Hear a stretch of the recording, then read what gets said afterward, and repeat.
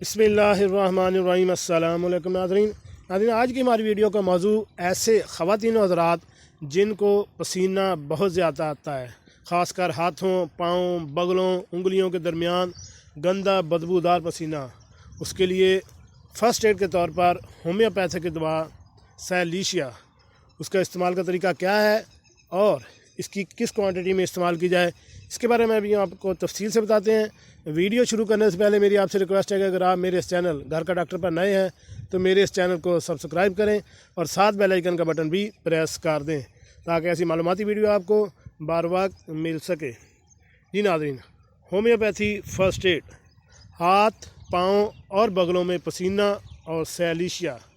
Doctor Mohsin Chadha साहब कहते हैं, अगर किसी मरीज़ के हाथ, पाँव, बगलों और पाँव की उंगली के दरमियान बदबूदार चिकनाहट वाला पसीना आता है, जिससे चप्पल जूता भी भीग जाता है और हाथों में हर वक्त पसीना आता रहता है, जिससे पकड़ी जाने वाली चीज़ें भी गीली हो जाती हैं, मरीज़ किसी भी काम के लिए अपने बाजू ऊपर करता है तो इंतहाई सख्त बदबूदार पूरे कमरे में फैल जाती है, जिससे नाक भी जल जाता है।